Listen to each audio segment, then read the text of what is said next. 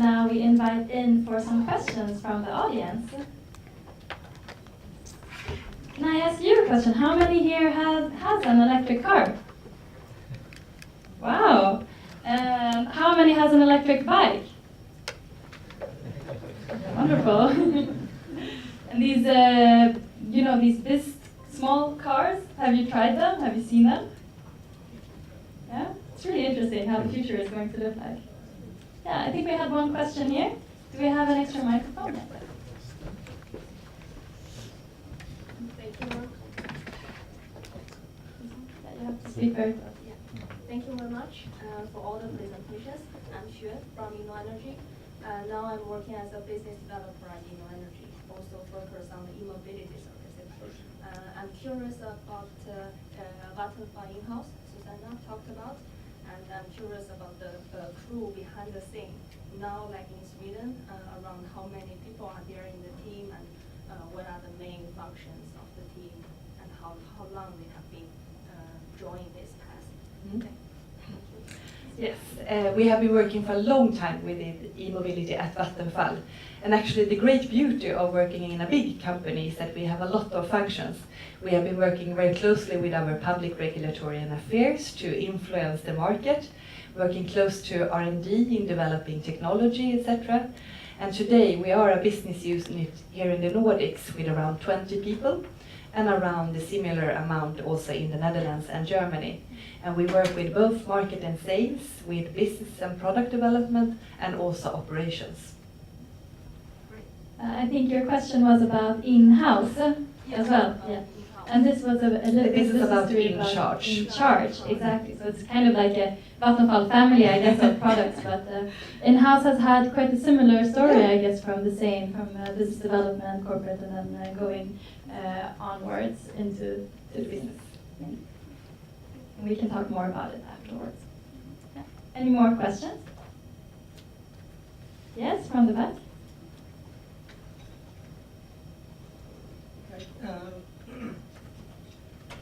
What are the challenges for the different stakeholders when the car manufacturers are different and hello? Yeah. What are the challenges for you for different stakeholders? The car manufacturers are different, and the one who put the charging mobility points are different. So how you are bringing them on a single platform?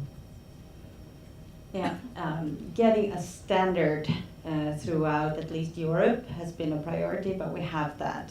The Mod3 Type 2 standard for charging connectors is in place, with one exception. Nissan is bringing one new vehicle with the Asian connector into the market this summer. That was a little bit of a mishap. But apart from that, we have a standardized system. And then creating roaming possibilities between countries for payment solutions and so on is also very important. So for all of us building charging cloud solutions, we need to be working with open APIs, really creating like Lego, pieces of Lego, to be that stable and still able to dock with other actors around Europe and the world. So open API and collaboration, I would say. I think also this is the fun part, because here actually we see that we don't only work within the energy industry with just our field. We actually get to meet a whole new industry, learn about their issues and how they work, and what will happen when our products actually get integrated. Because that's what happens. We will actually connect the grid with the car, and what will be from that. Do we have any questions from the live stream?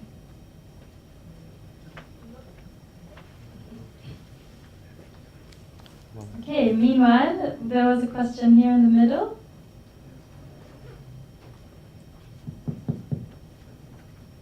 It works, you have to just speak very closely to the mic like this. Okay. Well, I wanted to ask Charlotte, but also all of you, when you showed that picture of the house, vehicle to grid, vehicle to home, I see it in a near future, but not so near due to the main problems with charging, the price of the vehicles and so on. When do you see this happening, like a realistic perspective is happening? All of you can say your opinion. So we already have projects going on in the Nordic countries, especially in Denmark. But I would give it a 10-year time frame before we see that coming. But it's such a great solution, being able to work with dynamic load balancing between cars over time and using different energy sources, that this will go a whole lot faster. And looking at Germany, so many things have happened already when it comes to sun cells and energy storage. It's just the vehicles missing.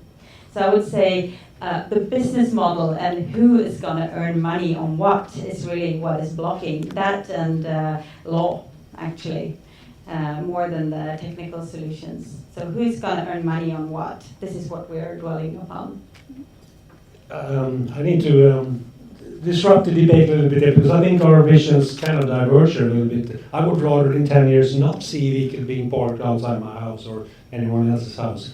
But I mean, that doesn't exclude the possibility of us using vehicles in that respect. But I clearly hope that we won't have a car sitting still 95% of the time outside our house in the near future. But I think that this is also part of a huge transformation going on in society, because we are moving to more decentralized production. And when you as a customer start to have your own production, you want to use it in the best way as possible as well. So it might also become customer driven in the future. And another thing that I'm thinking a lot about is that our energy system, we have been focusing on electricity prices and electricity costs.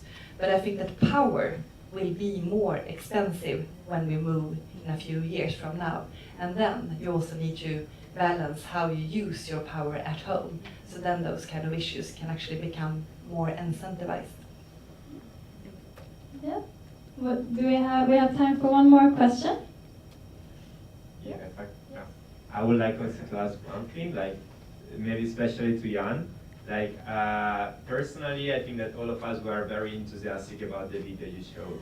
But I was thinking, what will my dad think? He would be very skeptical. How are you trying to approach this generation that is more conservative, more attached to owning their cars and driving their own?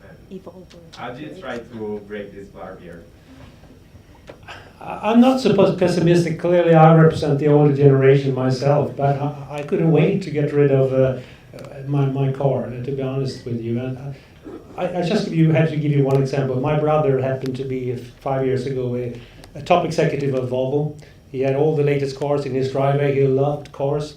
Then he got sacked by the CEO, ended up in Stockholm, downtown Stockholm, and 2 weeks later he said to me, I don't understand why you would ever need a car. I'm so happy walking around, taking the subway and using a Sunfit car every now and then. So we changed, and I think the younger generation will keep putting pressure on us to make that happen as well.